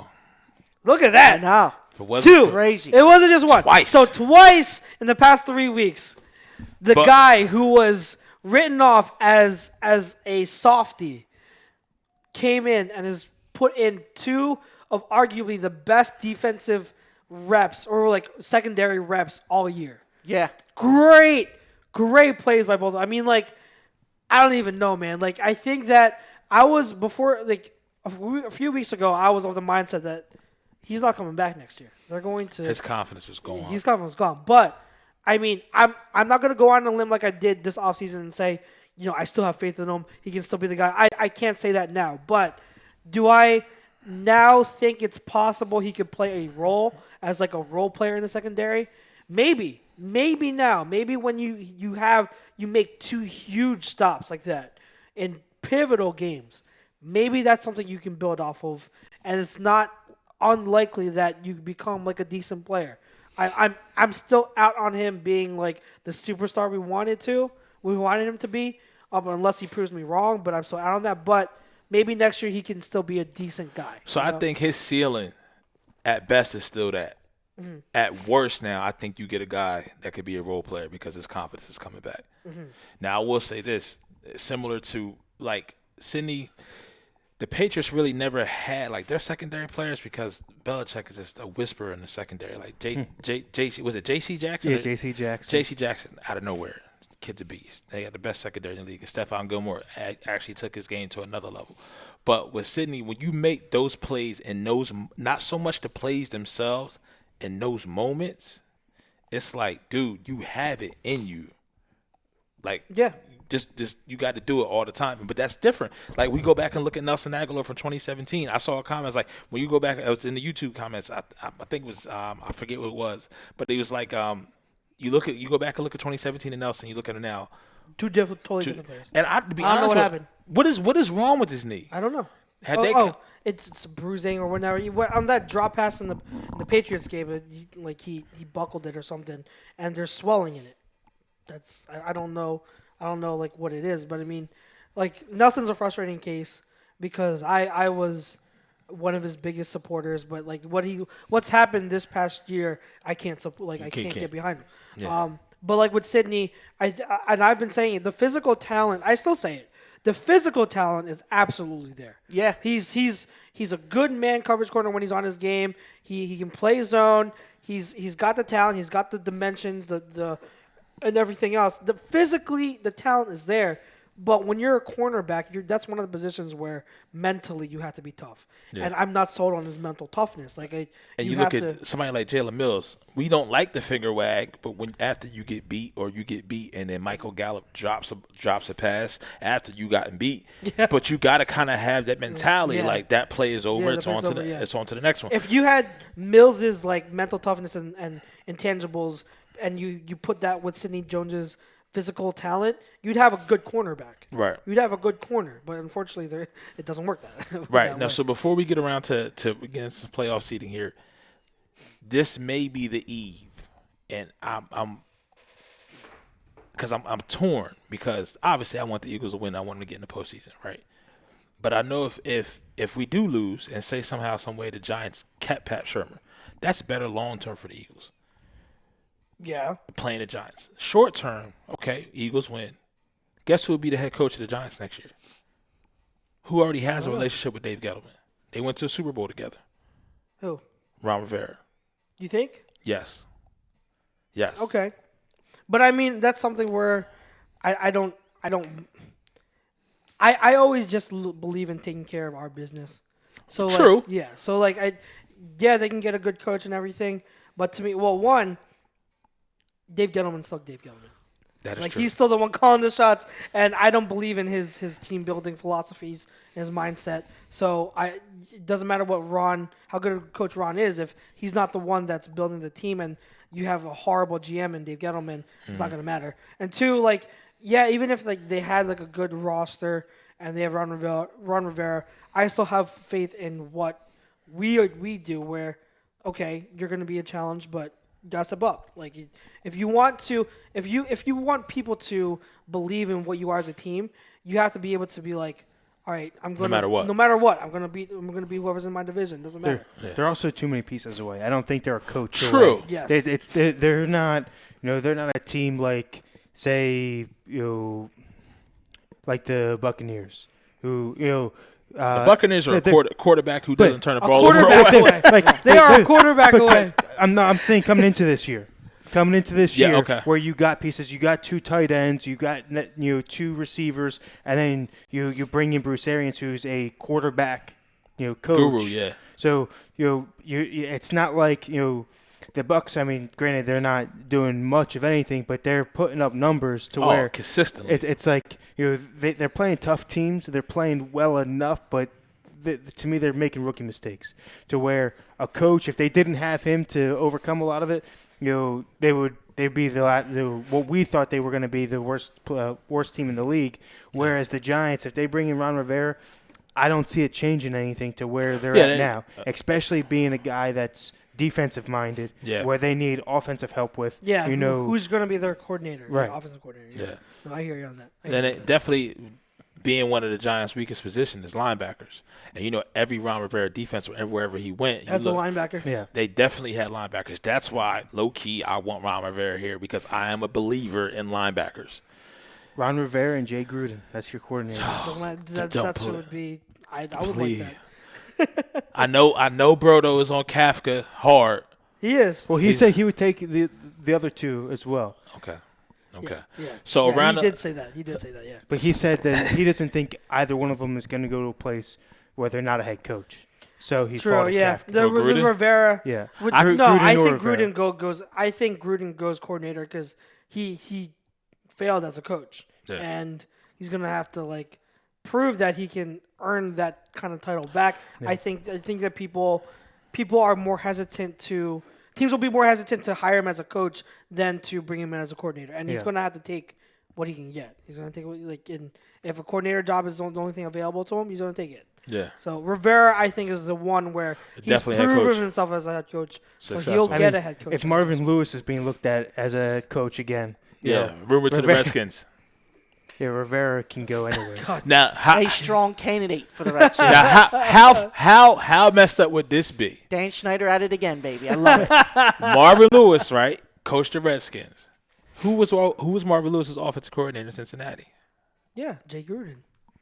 Yeah. Jay's like, you know what? I'm not the head guy. I don't have to make these decisions. All the pressure's not on me. Sure, I'll come back and be the coordinator because guess what? But you got to write me 2 checks as coordinator and the end of my contract as head coach. You see what I'm saying? So I don't know. But now we got not only the Eagles Week 17 win and get in. There's many other games, so many different scenarios, and I've seen you've been looking at them. Let's see. Yeah, I put up my predictions for Week 17 and then how I think it will play out. But I mean, for one, well, let's go to what I think is the biggest matchup tomorrow. Seahawks Niners. You guys know how I've never pounded the table for non-Eagles team more than I have for this year's Niners. Yeah. I've been saying it since the spring. I've been saying it for so long. And so am I partly like a Niners fan? Sure, you can say that because I've believed in this team before anyone gave them credit because I've been following them, and I've said before I've been a big Kyle Shanahan believer for years. So I love what they've built, and I believed in the Niners team. way before the season started. So I'm going to say Niners are going to win. Objectively speaking, I still think the Niners are going to win. I think the Seahawks, a big part of their success was Chris Carson. Yeah. A big part, like this guy has developed. Even like going into this season, I thought Chris Carson was a really good back. I didn't think he was near elite territory. I think he's getting top there. 10 though. I think he's around Seventh round there. pick. Like, Like 7. when you go through them, like anything from 8 to like 15 is such like a cluster F of guys that you can make an argument for.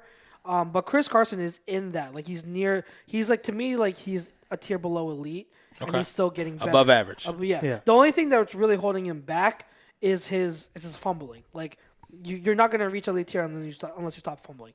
But that all being said, he did a lot of things for that offense, and I'm not saying that he should be their MVP over Russell. Definitely not saying that. I'm saying that like both were huge pieces, and a lot of what they did was because of the way Chris Carson ran the ball. Right. And Rashad Penny, I believe, is out too. So they're bringing back Marshawn Lynch. Like, where is that physical running attack going to be? I don't know if whoever they bring in is going to offer that same type of Carson. physical. Well, apparently, it looks like he hasn't missed a step. That they can't tell that he's been From out of the league last for a year. season? Except from last season? They said that they look like they got the same guy back that didn't get the ball in the one. They're going to see that. So I think beast mode will be beast mode for like a good quarter, Yeah. maybe a series. Yeah. And then I think he's going to be just enough to where they're going to have to game plan for a run attack. True. He's gonna cause enough damage to where you have to watch him. Even if he's on the field, you got to send somebody. He'll make it where he'll make enough plays. Like but- I can see that. I just because where Chris Carson was actually like he was actually making things happen for that offense because when he was can getting catch the ball. Right. But Marshawn, what I saw from him early last year, this is the last time we saw him. Early last year, I saw a good runner, but nothing elite or like obviously nowhere close to what he was. Yeah. I saw a good runner, but nothing special where he can create. And like I say this all the time when it comes to running backs, what's one of the big signs you can tell about an elite running back? Someone who can create. Someone who can, when the blocking's not there, when make there's something happen. when you make something happen. Well, Marshawn to me isn't that guy anymore. He doesn't make anything happen. So I don't know. They also lost Dwayne Brown for the year, I believe. Yes, the tackle. So you're coming back to somebody who. Yeah, maybe that energy, that 12th man that wasn't there last week when they got trashed by the Cardinals. Let's not forget that. Kenyon Drake ran all over him. Woo! So we can't forget that. So yeah, everybody's going to be hyped. It's sentimental. So this guy's back. They remember what he did in 2010, that run against New Orleans when they were defending champs. They went 7-9. But I just think San Francisco's the better football team. They're the healthier team right now, and that leads me to this. I don't want to jump the gun, but go ahead, Seattle. Guess what? We beat the Giants. Y'all lose. Guess what? Y'all got to come. You're coming here. And I gladly take I that. will take Seattle. I think it's a winnable game in Philly. Yes. See, I think if I'm sticking to just straight knowledge of who I think is the better team is going to win the game, I got to go 49ers. Right. But selfishly, Okay. being Of course. selfishly, my brother's a Saints fan. The only way the Saints can get the first seed is if the Seahawks win. They need a couple of things to happen. Seahawks winning is one of them. Right. And secondly, my bold prediction in the preseason is still holding pretty true. Is the Patriots, if they win against Miami, which is gonna happen, they'll get the bye. They've never gone to the Super Bowl without getting the bye. So they get the bye. They got a shot. They play the Saints in the Super Bowl, and both quarterbacks retire. Brady's got a 7th ring. Nah, I don't think that's happening. No Saints. So I think like the most intriguing, the NFC essentially is pretty much set. The seeding isn't set. There's so many different ways it can go. I believe the Saints, the Packers, and the 49ers all have, if the 49ers win, first seed. And I think, if I'm not mistaken, if the Saints would need the 49ers and the Packers to lose to get the first seed. So if the 49ers lose and the Packers win, I think they're playing Detroit. Yeah. I mean, that's a win. So, yeah, from there. But like now, I said, I know there's a lot to happen. But yeah, like the Niners, if they lose, then they drop down to the 5 seed, and then the Eagles will play them first round. But then I think Minnesota's locked into the 6th seed, if I'm not mistaken. And then also, so then you got the 4 seed is going to be Eagles or Dallas, and then that 3rd seed, that's going to be either one of those. I think you're going to have more where the Saints probably. I mean, I don't even think they can't. They'll be the 3 seed. So you're looking at Minnesota and New Orleans, and because I can't really envision a game plan unless Russ just goes out of his mind tomorrow. I can't see them beating.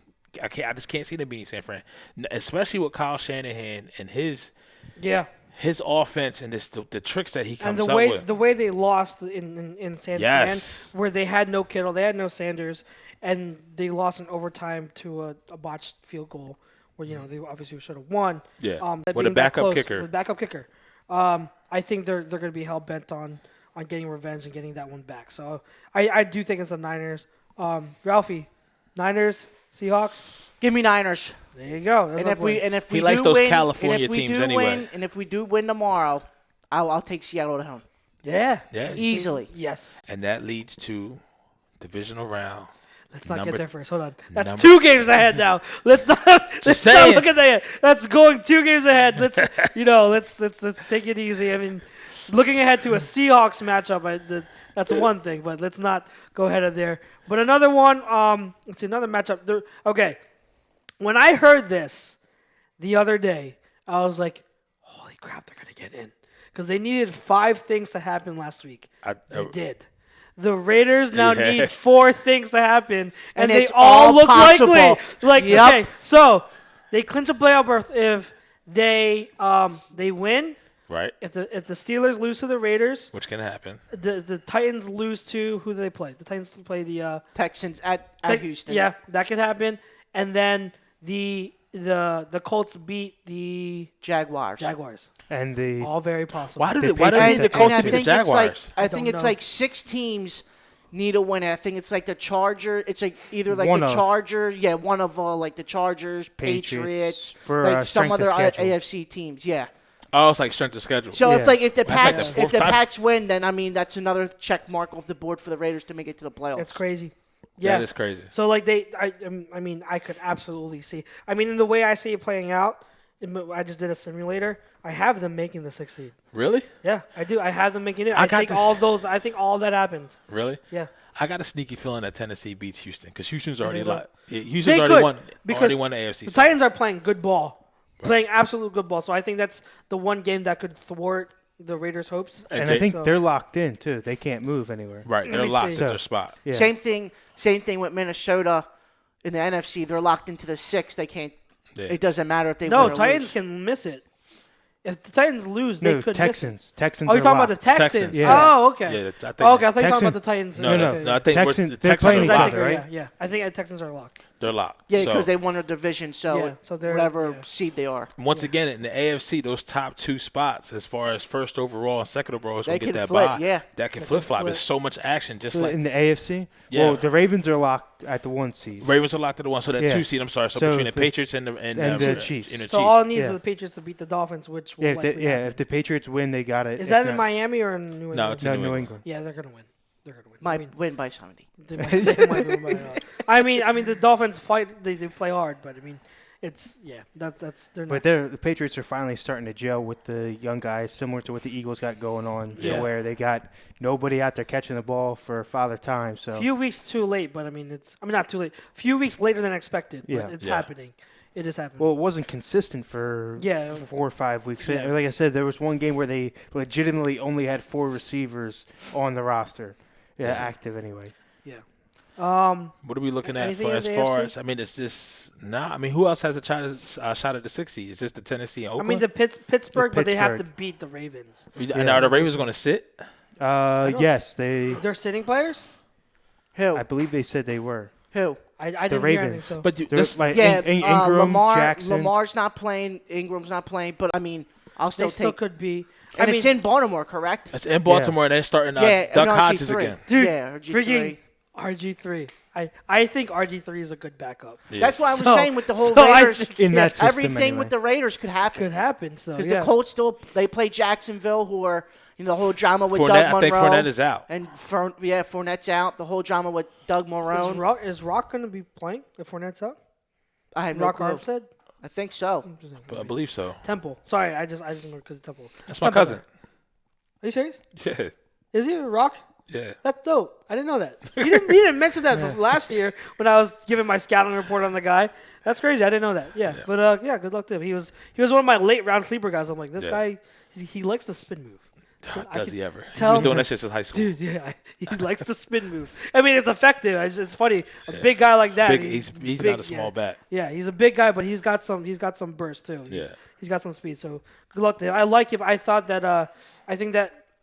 going into the season, if the whole Fournette thing didn't work out, if he didn't bounce back, I thought Armstead could have been. I had him as one of my bench stash guys in one of my fantasy leagues. Now, could you see this? If Doug Marrone's firing is true, they've already let go of Tom Coughlin.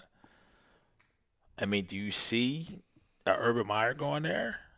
It's possible. I mean, Because he's going to want to go to a team that he has some control. Yeah, but at the I mean, what's it's there in Jacksonville that screams I want to be there? You know not what I mean? Jerry Jones isn't there. That's true. Yeah. Because the Joneses control everything. and Saeed Khan. I mean, he's the owner, but he has so many other interests. yeah, he doesn't. He's not very, very hands on. You know what I mean? So, and it's in Florida. So, I mean, Urban with everything, he's kind of already Would there. make sense. Would make sense. You know what I mean? I hear you. I mean, it's possible. I wouldn't hate that. Or maybe because I mean, looks like Lincoln Riley's season is about to be over with in approximately. How much is there? Yeah. It's 10 minutes getting- in the next 3 quarters because blown out. Joe, Blown out. Joe Burrow is out here claiming his fame to be a Cincinnati Bengal. Eat some Skyline chili. I don't know if you guys ever heard of Skyline chili before? Nah. It's like a special chili in Cincinnati that has spaghetti in it. Woo! Yeah, it's You're like all it's over that. crazy. You're talking about bad carbs and high cholesterol on the break. I don't think that would help at all. What else we got? NFC. Anything intriguing besides the Niners, Seahawks? I mean, we talked about the seeding already. I mean, the Packers, they clinch their first round bye if they win. That's pretty much it. So they can still be the 3 seed if they lose? Yeah. I didn't know that. That's what it says here.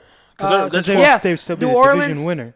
New Orleans clinches a first round bye if they win and Green Bay loses, Okay. or if they win and San Fran loses or ties, and then 3 other scenarios if the Saints tie. So which is The worst they could do is 3 because they're a division winner. Yeah, so that they would play Minnesota again.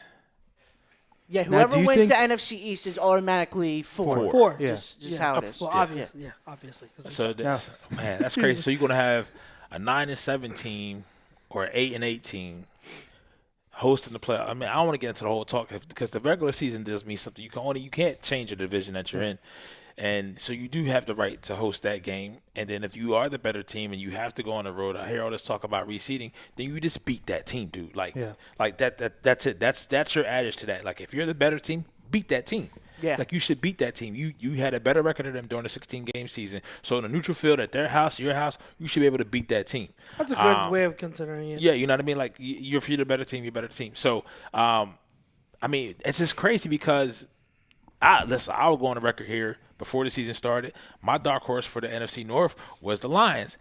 Sadly, my boy Stafford got hurt. Yeah, I know. Stafford- That was Kerryon the big. Johnson. That was the big. And Carry-On was lost. Yeah, so I mean, up until that point, I remember They were playing well. Yeah, when we look back now at the Eagles lost to them, that's when they were kind of at their strength. Yeah. You know, Jamal Agnew had a kickoff return for a touchdown, and then right after that, I think they played the Chiefs, and they played the Chiefs super Really well. And That it could have been super came tough. down That to the could've last been- 20 yeah. seconds of the game. Yeah, Yeah. that could have been. Yeah, the touchdown to was it Pringle? Jesus, Yeah, 35 Pringle. to 7.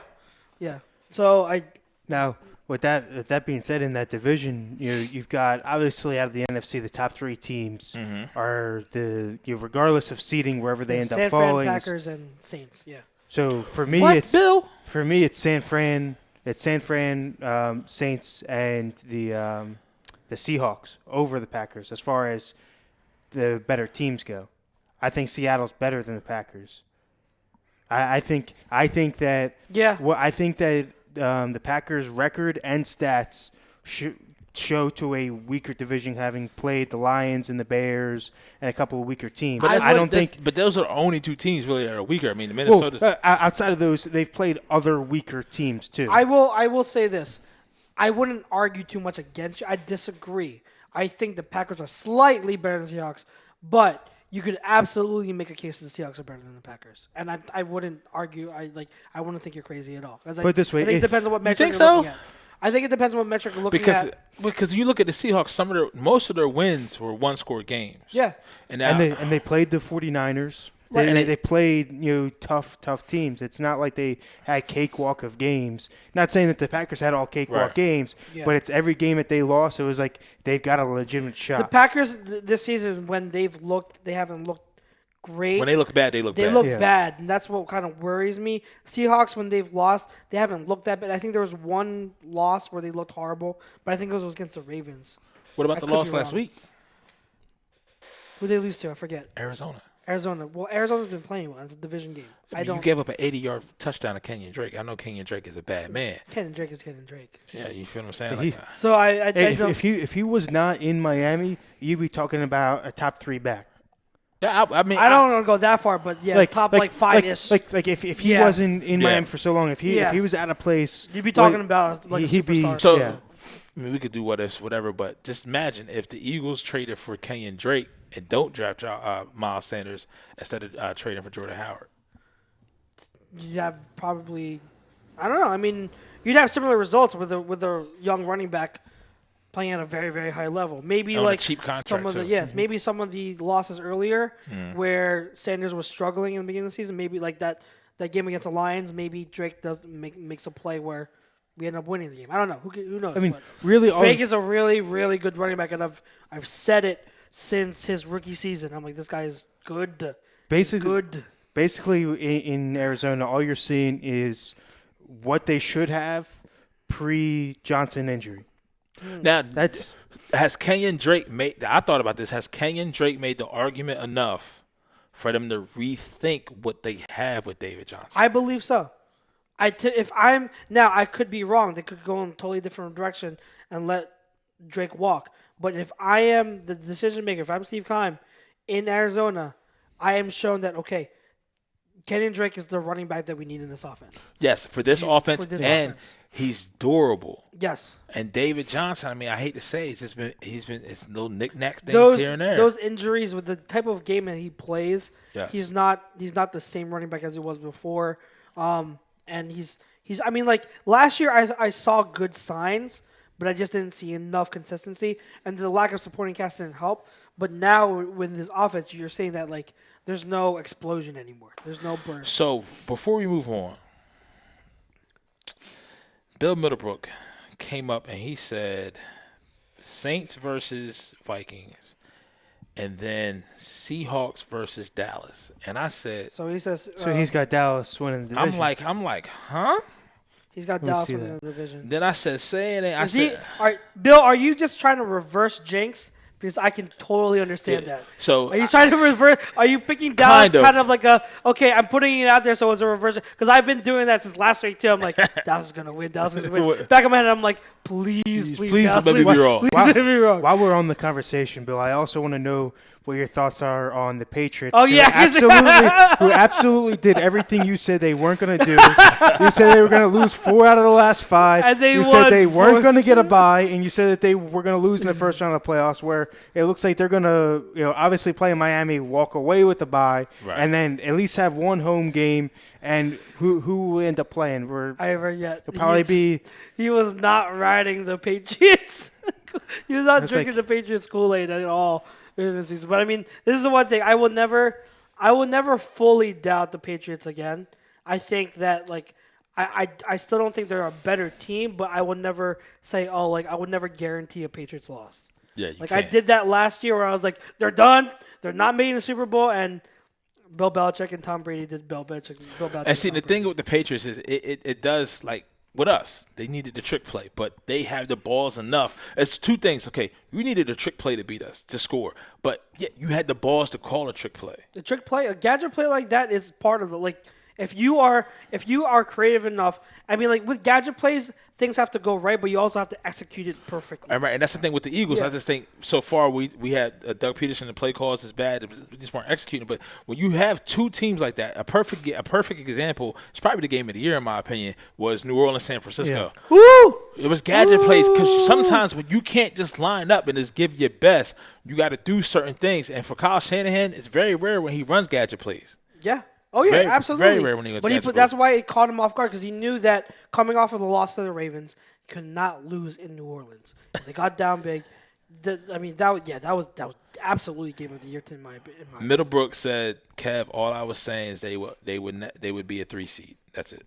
See that's a broken narrative. We can go back to the tape. We can go back to the video, and that is not what you said, Bill. I love you. At one point, you said that they were going to be the wild card team. saying. He had them as the wild card team, and the Bills winning the division at one point. You're great, Bill. Though I love you, Bill. Oh man, great. listen, man, it's almost that time. I've enjoyed it. I'm home now. Yes, You'll see this face on Birds of a Feather. It's good stuff every week. Good stuff. Lord willing, and hopefully we have postseason football to talk about. It's gonna be fun. It's different. Like me and Aaron we were both Eagles fans, so it's like I feel like having him on here. And the good thing about him is he's not a crumb about it. Okay. So like he's objective, and he does. No matter he jokes around, he doesn't admit it sometimes, but I know he likes the Eagles.